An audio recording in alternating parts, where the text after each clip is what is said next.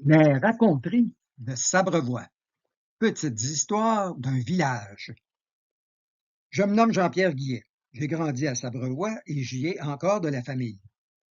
Avec Maryse Chouanière, présidente du Centre d'art de Sabrevoix, nous avons rencontré à 3 reprises des aînés de Sabrevoix au printemps 2024 pour recueillir leurs souvenirs et anecdotes, de même que des témoignages écrits.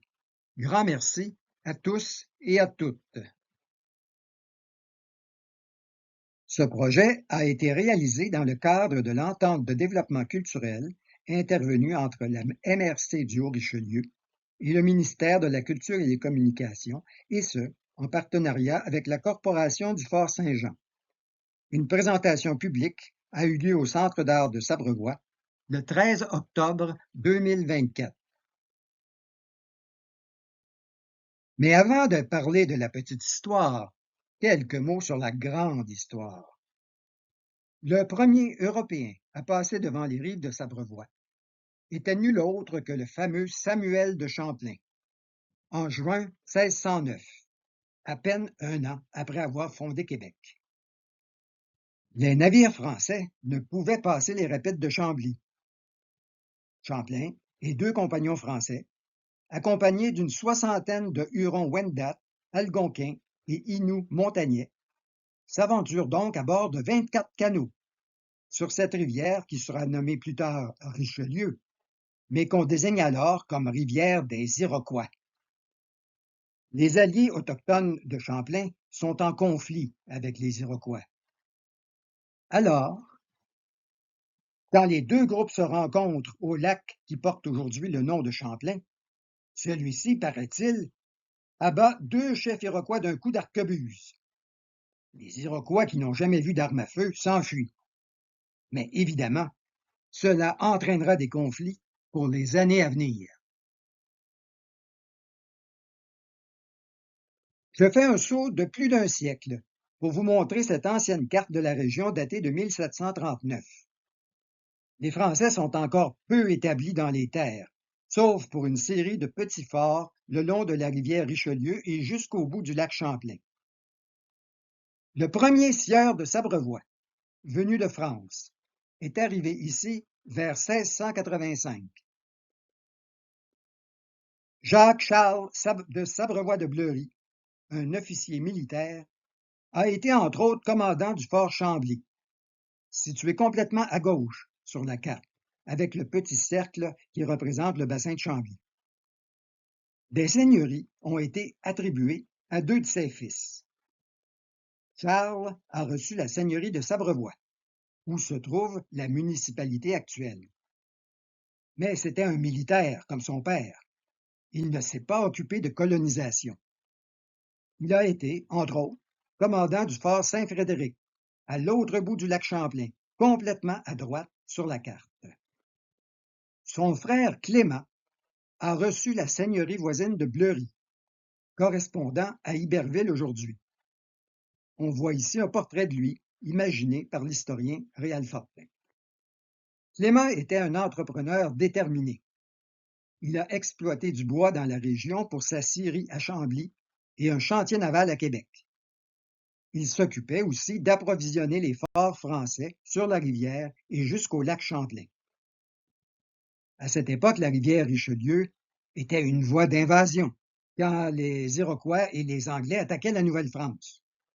On m'a raconté que la méfiance de certains anciens résidents de Sabrevoix pourrait même venir de cette lointaine époque, quand l'arrivée d'étrangers signifiait danger. Après la conquête anglaise, Charles de Sabrevoix quitte le pays pour la France. Son frère Clément reste à Montréal. Sa maison existe encore dans le Vieux-Montréal. C'est devenu l'auberge Saint-Gabriel. Je n'en avais aucune idée quand j'ai eu mon bal de graduation universitaire à cet endroit. Clément va vendre sa seigneurie et celle de son frère en 1764 à un officier britannique, Gabriel Christie, et son collaborateur, Moses Hazen. Gabriel Christie devient donc le second seigneur de Sabrevoix. Le titre passe ensuite à son fils légitime, Napier, puis à son autre fils, William. Celui-là est illégitime, c'est le fils de sa maîtresse, ce qui cause un peu de bisbille dans la succession. La veuve de William, Amelia Martha Brown, fera bâtir l'église du Messie en 1848. Quand j'allais à l'école primaire de Sabrevois, dans les années 60, ce bâtiment situé tout près me semblait un peu mystérieux. En voici une photo que j'ai prise adolescent quand l'église anglicane avait encore son clocher. C'est devenu ensuite le centre d'art de Sabrevois. Et il y a une histoire de cœur à l'origine de notre projet. Cette anecdote nous a été racontée par Mme Quintal, qui habite la maison voisine de l'église. C'était autrefois l'école des filles. Mme Quintal a travaillé à l'hôpital de Saint-Jean. Elle se souvient d'une patiente âgée à l'hôpital qui lui a raconté un souvenir de jeunesse. Elle était tombée en amour avec le pasteur dans les années 1920-25. Elle venait le voir en cachette à 18 ans. Son père est venu la chercher, tandis qu'elle assistait à une cérémonie. Elle n'a jamais eu le droit de revoir le pasteur. Ce souvenir émouvant nous a donné l'idée de recueillir d'autres témoignages d'aînés de Sabrevois. Une étape importante pour le développement de Sabrevois a été la construction de Halfway House en 1818-1819 par Thomas Jones, un colonel loyaliste venu du New Hampshire. Le nom signifiait que c'était à mi-chemin entre Montréal et Saint Albans. C'était une route commerciale importante vers les États-Unis. Il y avait un relais de diligence, un bureau de poste et plus tard une salle municipale. Un moulin à scie construit en 1824 et le quai Ryan en 1830 pour le commerce par la rivière ont aussi contribué à attirer des colons. Le colonel Jones est enterré dans le petit cimetière à l'arrière de l'église du Messie. Voici son monument funéraire que j'ai photographié récemment. Je ne savais même pas qu'il y avait un cimetière là quand j'allais à l'école primaire. Les Jones ont eu de nombreux descendants. Le pont Jones, au milieu du village, et la rue Jones, près de l'église catholique, sont nommés en l'honneur de cette famille. Et aussi le petit cours d'eau au milieu du village a déjà été nommé Ruisseau Jones avant d'être appelé officiellement Décharge des Vins. On retrouve aujourd'hui à l'ancien emplacement de Halfway House, le bureau de poste actuel, une petite maison blanche construite par mon oncle André, et la bâtisse en briques au fond était, dans ma jeunesse, l'épicerie Bordua, puis le marché d'Orval. Voici la maison des Jones, construite vers 1830. Et la voici en 1984. Elle est encore assez semblable aujourd'hui. Quand j'étais jeune, elle était habitée par M. Stephen Jones, le dernier descendant des Jones à Sabrevois. Il parlait français, avec un accent anglais. Il était électricien et avait toutes sortes de vieilles pièces dans son atelier. Il a fait don de terrain à l'église, la rue Jones pour les processions et des terrains derrière l'église, aujourd'hui une source de revenus pour la fabrique, car la vente de ces terrains aide la paroisse à survivre. M. Jones, un protestant, allait à l'église catholique quand il n'y avait pas de service à l'église du Messie. À son décès, 2 curés catholiques et un pasteur anglican ont célébré conjointement ses funérailles à l'église du Messie. Un bel exemple d'écuménisme. La rue principale du village, aujourd'hui la 133, s'appelait Route 7 quand j'étais jeune. C'était une route fréquentée par les vacanciers qui allaient aux États-Unis et les touristes américains.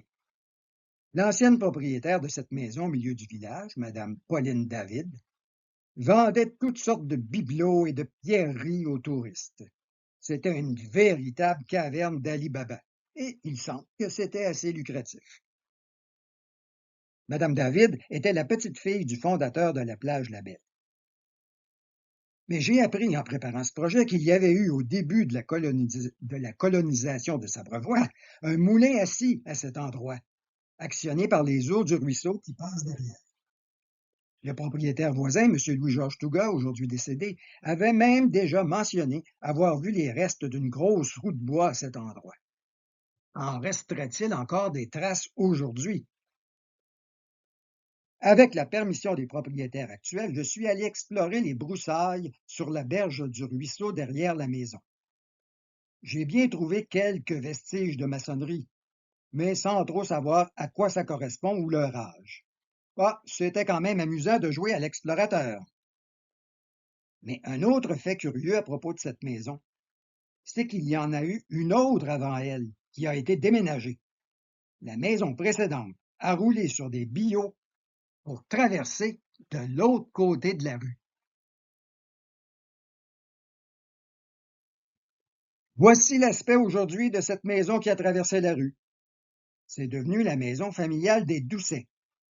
Madame Lorraine Doucet nous a raconté ça.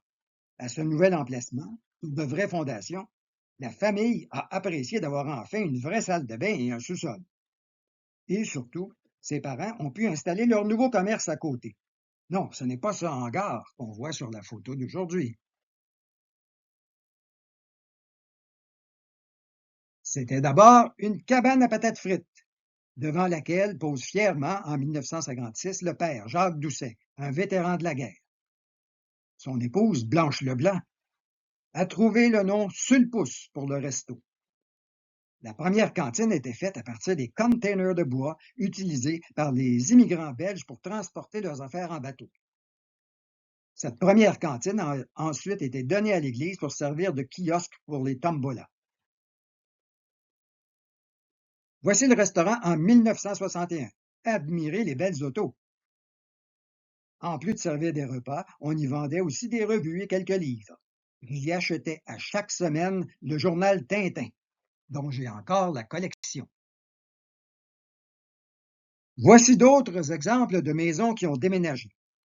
Nous avons habité quelques années cette maison qui était alors située près de la station-service de mon père, à l'entrée du village, aujourd'hui le garage Lamar.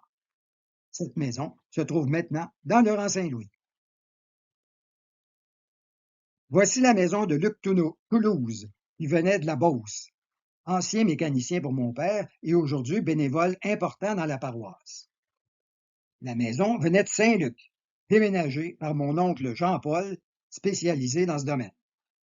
J'ai cloué des bardeaux sur le toit et mon oncle m'a appris à bien tenir un marteau. La maison a été évidemment beaucoup réaménagée et embellie depuis. La petite maison blanche à droite était déjà bâtie en 1880. Elle a été légèrement déplacée pour faire place à la boucherie de mon grand-oncle Louis-Philippe Bissonnette. Il y avait un abattoir à l'arrière, près du ruisseau. Lorraine Doucet entendait les cris des cochons abattus. Ma grand-tante Antoinette recueillait le sang pour faire du boudin. M. Bissonnette allait vendre la viande au deuxième étage de ce qui est maintenant le musée du Haut-Richelieu à Saint-Jean. Louis-Philippe Bissonnette a aussi été maire de Sabrevois pendant 24 ans. On le voit ici lors de l'inauguration du centre de mini-golf Léo en 1962. C'était très populaire auprès des jeunes et des familles. Je me souviens d'y être allé avec ma première blonde, mais j'ai oublié mes clés dans l'auto et nous avons dû marcher jusqu'au village. Je n'étais pas fier. Aujourd'hui, le mini-golf n'est plus là. Le pavillon a été récemment déplacé pour faire place à une nouvelle bâtisse. D'autres édifices ont été transformés. Par exemple, l'hôtel de ville actuel, modernisé, était autrefois la petite école du village. Il y avait aussi 2 autres écoles de rang et 2 écoles protestantes pour les garçons et les filles près de l'église du Messie. La photo de droite représente la petite école de rang Grand Sabrevois, ce qu'on appelait le PIC. Dans ces écoles de rang, soit il y avait une seule salle pour tous les niveaux ou 2 pièces, une pour les petits et une pour les grands. Madame Marie-Jeanne Delfosse, qui nous a apporté cette photo, se souvient qu'ils étaient 2 élèves en 7e année. Alors, à chaque mois, il y avait une compétition à savoir qui serait le premier ou le dernier des deux. Regardez le nom de l'enseignante, Madame Pacifique Boutillier, qui utilisait sans doute le nom de son mari, comme c'était la coutume. J'ai aussi vu dans les archives d'autres prénoms au charme d'autrefois, comme Géraldine, Laurentia ou Mignonne. Une enseignante retraitée nous dit que les petits gars qui arrivaient en première année sans maternelle trouvaient ça difficile. Au lieu de dire qu'il s'ennuyait, un petit garçon lui a dit: Mon père s'ennuie de moi. Il y a eu une vague d'immigration après la guerre, amenant à Sabrevois des Belges, Flamands et Wallons, des Hollandais, des Allemands et des Suisses allemands. Certains nous ont raconté des souvenirs de l'occupation et de la résistance, la crainte d'invasion communiste. Mesdames Delfosse et Walput nous ont raconté la traversée en bateau, avec un long détour pour partir par l'Angleterre. Madame Delfosse a eu un vaccin à la cuisse avant le départ, et elle a eu de la difficulté à marcher pendant les 7 jours de la traversée. Les familles ont été accueillies par l'agent des terres. Ils devaient se décider rapidement pour acheter des fermes, parfois avec des équipements désuets. Madame Delfosse se rappelle une invasion de sauterelles qui a détruit les récoltes. Madame Walput dit qu'il n'avait jamais vu une vache de près avant. Elle se rappelait avec nostalgie les cornets de frites de la Belgique, bien plus gros que nos petits casseaux d'ici. Elles expliquent comment consommer les pissenlits puisqu'il y avait peu de variétés de salades disponibles ici.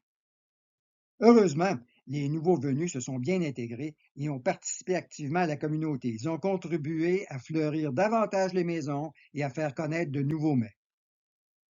Mais on a entendu parler de quelques accros ailleurs, comme des enfants qui exhibaient des sabres de guerre ou une bataille à l'hôtel du village avec des Allemands, ou même des cas d'intimidation à l'école.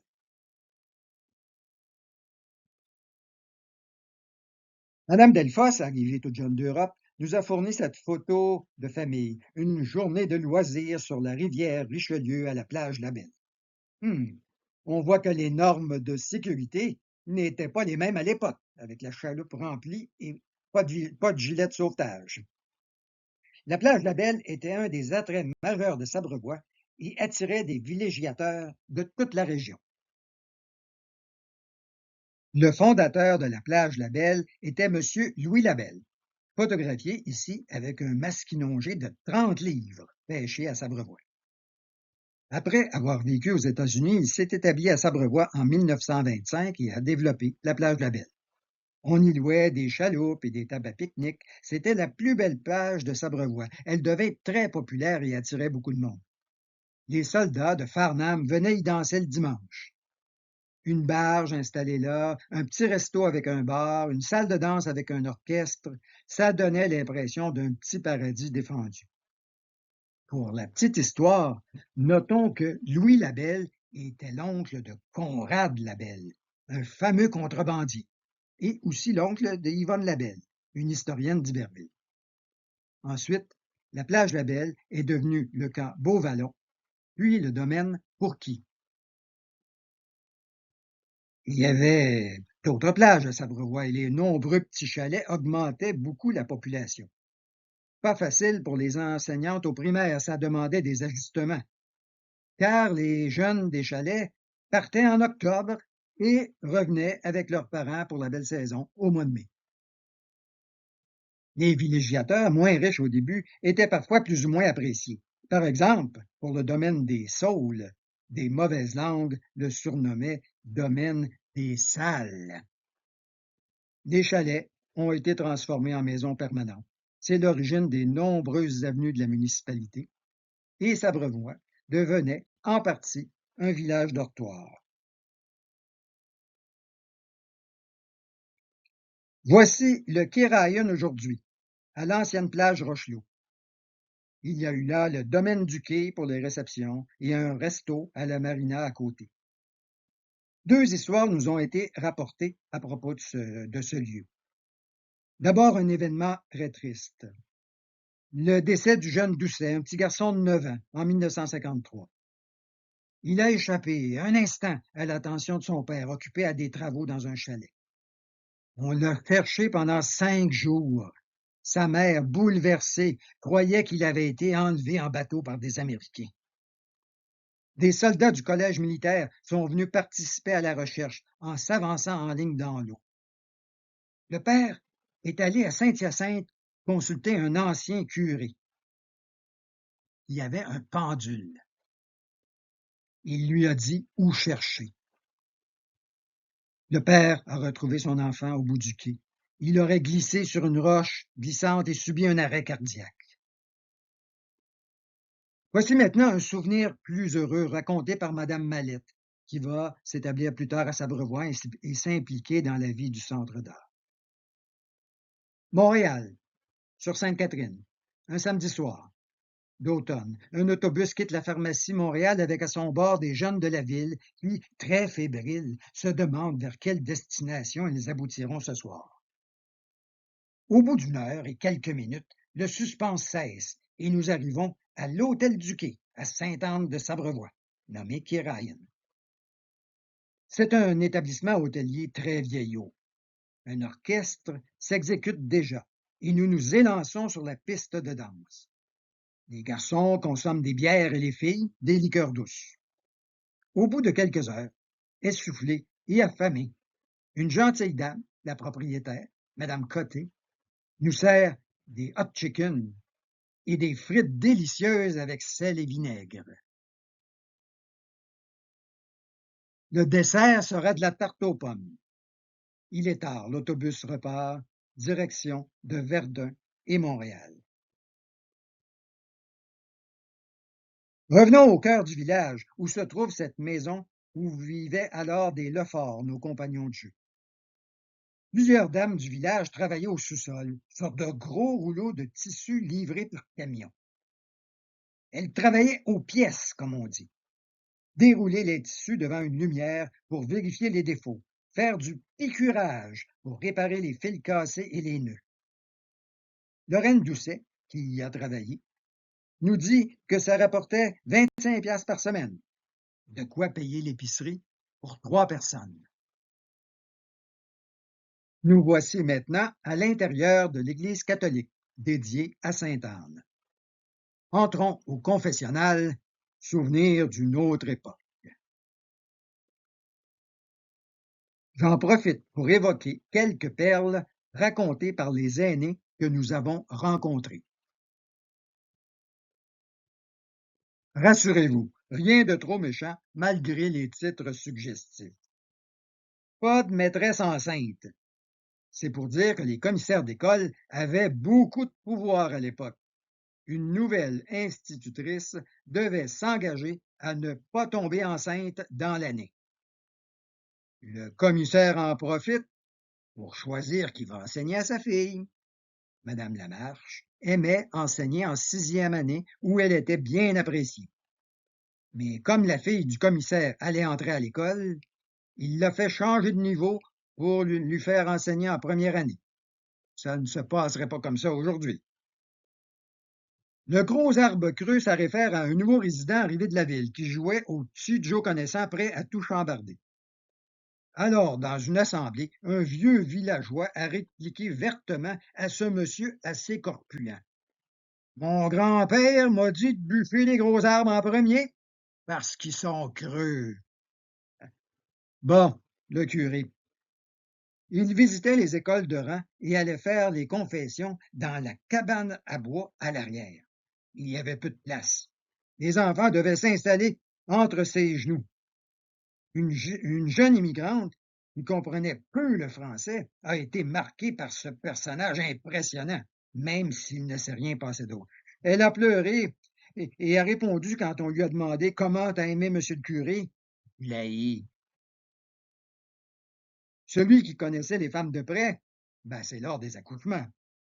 On nous a dit que le docteur Touga, natif du village de Sabrevois et installé à Bedford, doit bien avoir accouché plus de 1000 bébés dans la région. Apprécié, il servait aussi un peu de psychologue. Un autre Touga était le chantre de la chorale. Et il a dit, après son dernier concert de Noël, je sac mon camp. La jeune choriste Lorraine Doucet s'en souvient encore. Il est allé s'établir à Montréal et mon père a acheté sa terre. Moonshine, c'est un mot que j'ai appris. Ça évoque la contrebande d'alcool au clair de lune. En effet, au temps de la prohibition aux États-Unis, il paraît qu'il y avait un trafic d'alcool qui passait par Sabrevois et la rivière. Les petits cochons, c'est comme ça qu'une vieille voisine ronchonne traitait les enfants des immigrants d'Elfos, juste parce que, lors des grandes chaleurs, ils portaient leur petit maillot de bain bleu, blanc, rouge. La dame serait bien plus scandalisée aujourd'hui. Il y a assez de poulaillers dans la rue. C'est ce qu'a répondu le mari de Mme Lamarche au jaloux. Le rang Saint-Louis était alors peuplé, surtout, de petits chalets, alors que lui, il construisait une belle maison. Il t'ôte pas le goût, c'est ce que disait le vieux père retraité de Mme Campbell quand il voulait encore venir aider sa fille au restaurant. Quand il t'ôte la capacité, il faudrait qu'il t'ôte aussi le goût. Revenons à l'église. Sainte-Anne de Sabrevois est un lieu de pèlerinage diocésain. La fête de Sainte-Anne, le 26 juillet, était célébrée en grande pompe. Il y a même eu des miracles. Le Canada français du 4 août 1938, par exemple, mentionne que 10 000 personnes ont participé au pèlerinage de Sainte-Anne de Sabrevois. On vendait des lampions, des rubans, des objets de piété, on assemblait des cassons en papier pour porter des luminions, il y avait une procession avec l'évêque et j'étais un des enfants de chœur en soutane. On nous a aussi parlé d'autres fêtes, comme la fête Dieu, la tombola avec une roue de fortune, des tables à cartes au sous-sol de l'église. À cette époque, la patinoire était derrière le presbytère et il y avait une grande glissade en bois à côté. Adolescent, j'ai joué au cascadeur et grimpé sur le toit de l'église. La cloche donne supposément la note Fa, mais heureusement pour mes oreilles, elle n'a pas sonné pendant que j'étais côté. C'est surtout pour vous faire voir de ce point de vue en hauteur qu'il n'y avait pas grand-chose de bâti à l'époque. Une petite maison, un chalet et une grange ont été déménagés quand mon père a acheté la terre des Tougas. Les égouts du village passaient dans un fossé à ciel ouvert à l'arrière du garage. Mon père est allé au conseil demander de faire creuser des tuyaux le long de la route 7. Maintenant, la rue a été asphaltée et plusieurs maisons sont bâties dans ce coin-là. J'ai répété l'expérience en hiver, un peu inconscient des risques. Notre maison familiale se trouve en bas, à gauche, sur la photo. Mais, dans l'autre sens, voyez la vue du cimetière à l'arrière. Il n'y avait rien de bâti autour, contrairement à aujourd'hui, où s'élèvent de gros blocs d'habitation. La clôture et la croix en fer forgé, pas visibles sur cette vieille photo, ont été faits à la forge du village par M. Campbell. Voici la vieille forge de M. Roy, qui a aussi servi de salle de réunion paroissiale. M. Auguste Campbell, aussi forgeron, a pris la suite. On y ferrait les chevaux et on réparait les instruments aratoires. Sur cette vieille photo, on voit le rang Saint-Georges qui mène à Henryville. Et voici la photo prise de nos jours. La forge est encore là. La route asphaltée est devenue la route 7, puis 133. Au fond, on distingue l'église, mais avant d'y arriver, il y a une courbe et une intersection qui était dangereux. Voici, cette courbe fut de l'autre direction et l'intersection avec le rang du bord de l'eau. Sur la route 7, à l'époque, la voie du milieu servait à dépasser dans un sens ou l'autre. C'était très risqué pour les collisions frontales. C'était une route très achalandée pour le tourisme et le transport vers les États-Unis avant le prolongement de l'autoroute 35. Les véhicules arrivaient parfois vite dans la courbe avant que le clignotant au centre de cette photo soit installé. Voici le récit d'un drame survenu à cet endroit, comme nous l'a raconté Madame Mallette. Madame Simone Touga touchait l'orgue de l'église Sainte-Anne tous les dimanches de l'été. C'est d'ailleurs en sortant du sanctuaire un dimanche matin que sa vie changea instantanément. Elle a vu sa dernière petite-fille, Anne-Marie, âgée de 11 ans, se faire tuer par un automobiliste provenant du rang du bord de l'eau, qui voulait éviter un autobus Greyhound et a fauché cet enfant. Je me souviens aussi d'un autre accident spectaculaire la nuit. Un homme ensanglanté est venu cogner chez nous au milieu de la nuit pour téléphoner et demander des secours. C'était un chauffeur de camion remorque. Il avait manqué la courbe, peut-être qu'il s'était assoupi. Le camion s'est retrouvé sur le terrain du presbytère, manquant de peu de tomber dans le ruisseau. Et la remorque, séparée du camion, a glissé de côté sur la pelouse de notre maison devant l'église, en cassant un petit arbre. Beaucoup d'émotions, mais heureusement seulement des dégâts matériels. Le chauffeur était sain et sauf. Une autre anecdote, l'hôtel situé dans la courbe a connu une période malfamée, avec des bagarres et des danseuses. L'une d'elles est venue sonner chez mon frère pour téléphoner et échapper à des malotrus. Il n'y avait pas de téléphone cellulaire à l'époque. Parlons maintenant de festivités. Nous avons rencontré une ancienne reine de carnaval lors d'une rencontre avec un groupe de l'âge d'or. Elle se rappelait son manteau en poil de lapin et le défilé en Cadillac dans les années 60. Il y a eu aussi des carnavals dans les années 70, avec des chars allégoriques mettant en vedette des personnages en papier mâché, les Sept Nains ou Minnie et Mickey, par exemple.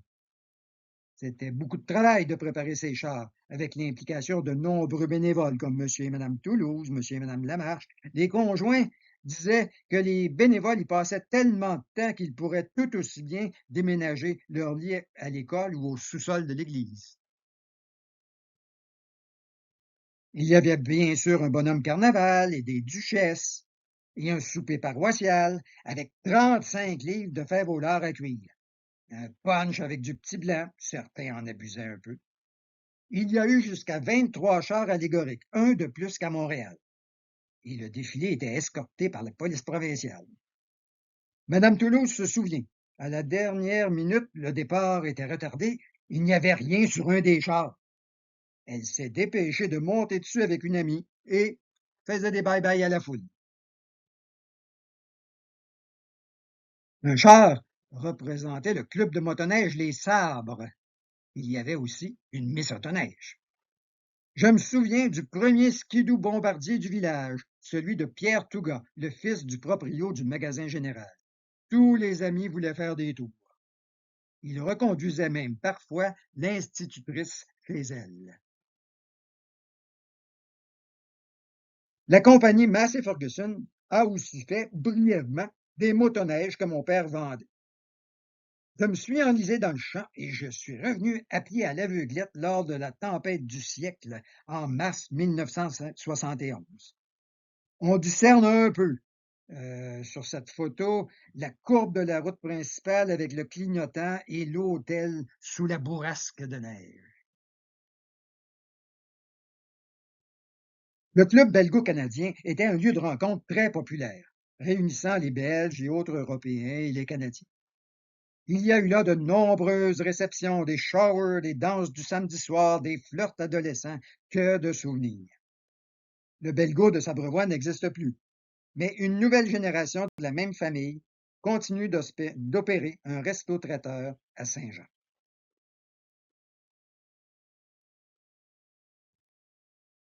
Plusieurs générations ont connu le magasin général. L'aspect a changé au fil du temps, mais pas l'emplacement. Dans les années 60-70, à mon époque, c'était le magasin de Louis-Georges Touga, puis d'Émile Landry. Lorraine Doucet nous parle de ce lieu de rencontre dans sa jeunesse. Les familles allaient au magasin général où on vendait des bonbons dans un beau comptoir vitré qui faisait l'envie de tous les enfants et aussi tout le nécessaire à la vie des gens. Des boîtes de conserve, quelques fruits et légumes, des poches de patates, des poches de farine, des poches de sucre, dans du coton avec de beaux imprimés qui servaient à coudre des tabliers, des petites blouses ou des têtes d'oreiller. Des galons d'huile à lampe, des bottes de travail, des fourches et des marteaux, des clous, des vis et de la moulée pour les animaux. À côté du magasin, il y avait un hangar et un abri pour les chevaux. Le dimanche d'hiver, entre autres, je me souviens de voir plusieurs chevaux se reposer à l'abri le temps de la messe, et pendant que tout le monde se retrouvait à jaser au magasin général en faisant les emplettes de la semaine. Moi, je me souviens du début des vacances d'été. On allait au magasin général pour s'acheter une paire d'espadrilles, des running shoes, qui allaient nous faire tout l'été. Il y avait de nombreux autres petits commerces, cordonniers, barbiers, épiceries, restos et casse-croûtes, Guy Truck-Stop, l'Arc-en-Ciel. Madame Campbell dit: on se fait une famille avec les habitués, mais on ne peut plus en vivre à s'abreuvoir. Le milieu était plus autosuffisant avant l'arrivée des grandes chaînes, des centres d'achat et des déplacements plus faciles en auto. Il y avait un circuit d'autobus pour aller en ville. Pour nous, c'était Saint-Jean. Le boulanger, M. Silvio Boutillier, allait dans presque toutes les maisons 2 fois par semaine et faisait circuler les nouvelles locales. Mentionnons aussi M. Lamarche, un vendeur apprécié de produits électroménagers et autres. Il passait 1 fois par mois. Des gens appelaient s'ils retardaient. Les personnes âgées inventaient des besoins pour être sûres d'avoir de la visite. Une mention spéciale pour M. George Kurtz, un retraité anglophone qui venait de Calgary. Très impliqué, il a conçu la règle devant l'école et la glissade éléphant, aujourd'hui, de la ferme Reed. Il s'est beaucoup impliqué pour les chars allégoriques du carnaval et il est aussi l'auteur du dessin des armoiries de la paroisse et de la municipalité. Parlant de bénévoles impliqués, il y en a toujours eu plusieurs. Voici, par exemple, le comité de liturgie de la fin des années 60, avec l'abbé Georges Faneuf et moi-même, Jean-Pierre Guillet, adolescent. Nous avions organisé une messe à gogo où j'ai essayé de jouer de la trompette. Je ne pense pas que ça a attiré beaucoup plus de fidèles. Il y avait aussi les Dames de Sainte-Anne, le Cercle des fermières, les Lacordaires, des donateurs pour le chemin de croix et les vitraux, etc. Le bénévolat continue aujourd'hui pour des activités de financement qui aident la paroisse à survivre. Par exemple, un bazar d'objets donnés par les paroissiens, les trouvailles de Sainte-Anne pour les objets de piété ou les soupers spaghettis. Le bazar en plein air dépendait de la météo. Alors, pour s'installer à l'intérieur, des bénévoles ont creusé le sous-sol humide de l'église avec des outils manuels. Ils ont sorti la terre par la petite fenêtre à droite sur la photo et installé un plancher et une pompe submersible. Les bénévoles du bazar amassent jusqu'à 50 000 $ par année, ce qui permet d'entretenir l'église, contrairement à d'autres paroisses qui ferment. Quand on arrive à Sabrevois, on aperçoit un petit boisé s'étire le long de la 25e avenue. Il s'y trouvait une ancienne maison que nous surnommions, sans trop savoir pourquoi, la maison de la sorcière. J'allais parfois en excursion dans ce boisé, et j'étais intrigué par des murailles de pierre de part et d'autre du ruisseau. J'en ai parlé à mon beau-frère Gaëtan Baudin, qui demeure tout près, et il m'a rapporté les propos de Louis-Georges Touga, aujourd'hui décédé, ancien propriétaire des terrains voisins. C'était un ancien pont ferroviaire. Cela concorde avec des photos tirées de l'album du centenaire.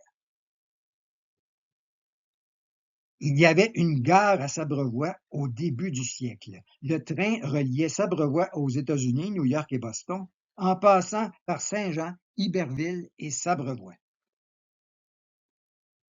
On voit par exemple sur cet ancien horaire que le train du matin partait de Montréal à 8h50 et arrivait à Sabrevois à 9h53. C'est plus rapide qu'aujourd'hui en auto avec le trafic.